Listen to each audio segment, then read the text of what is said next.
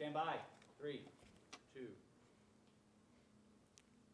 Tim Tebow has returned to the NFL. We will discuss the impact he can make for Philly and the story of a big former league pitcher who is now helping to teach the game of baseball to the next wave of players. That's all ahead. Game On starts right now.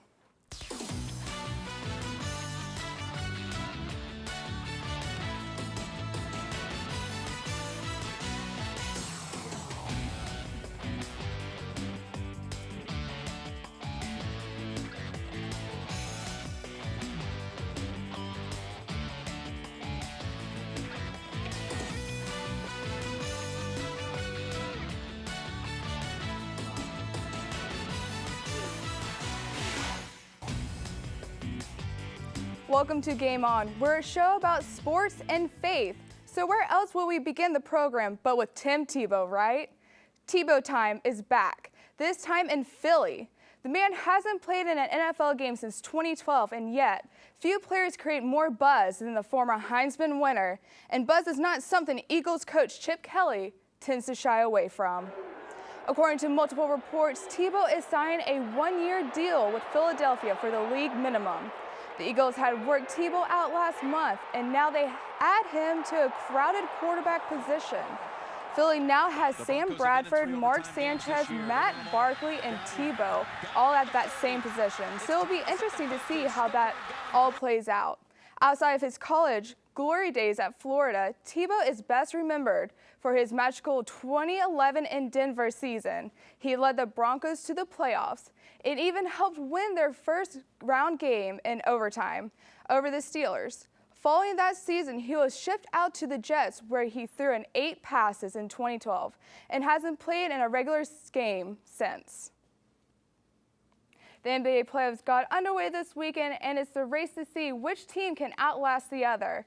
Despite being higher-seeded team and having home court advantage, the Clippers went into their first round with the Spurs as the decided underdogs.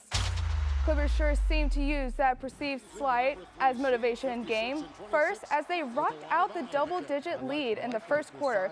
Let's go to the third. Blake Griffin setting the tone. He was on acceleration mode, driving and throwing down. Clippers up 6.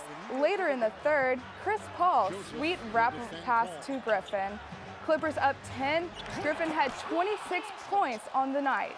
In the fourth, Clippers up by 14. Griffin to J.J. Redick for the corner 3. Later, look out Paul cutting his way down the lane like a boss. Huge night for Paul. He finished with 32 points and the Clippers win game 1, 107-92. In the East, LeBron and Cavs opening their series against the Boston Celtics. But LeBron wouldn't be the star in this one. Instead, it was Kyrie Irving dropping 30, including the 3 ball to beat the halftime buzzer. LeBron Sans headband would finish with 26 and 7. As the Cavs win it 113-100, it was the team's first playoff win since May of 2010. That team was also led by LeBron James, and that win happened to also be against the Celtics. I think we've all noticed that the expectation in today's society to be accepting of others, tolerant, and if you have a confrontation, just talk it out over a frappe and a scone. Well, in the game of baseball, it doesn't quite work that way, as evidenced by this past weekend's series between the A's and the Royals.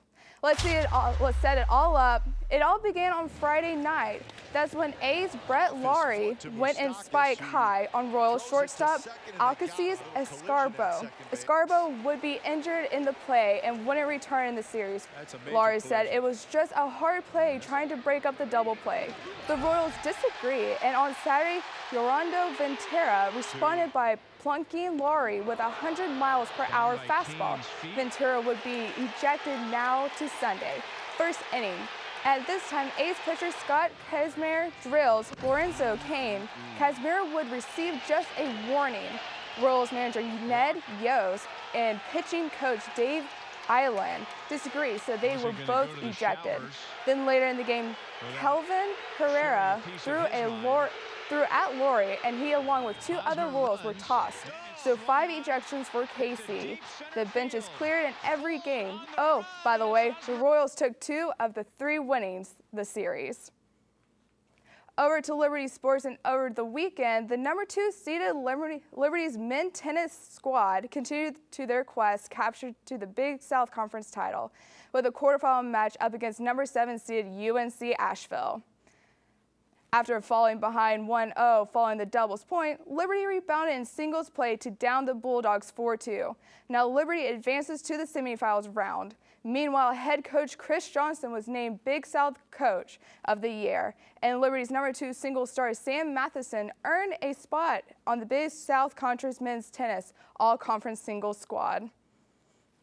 Coming up, a former NFL Visit Liberty discusses why he found his greatest success after playing football, and a young soccer player who is rising above religious persecution in Pakistan joins us here, her story when Game On returns.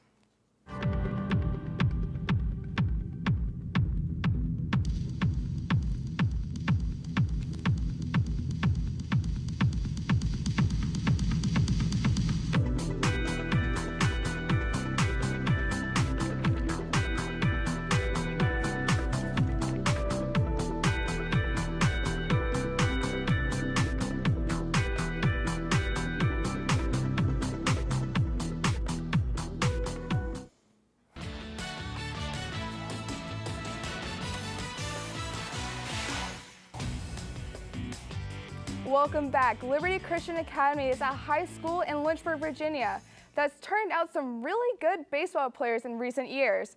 No doubt part of the reason is due to who's leading the program.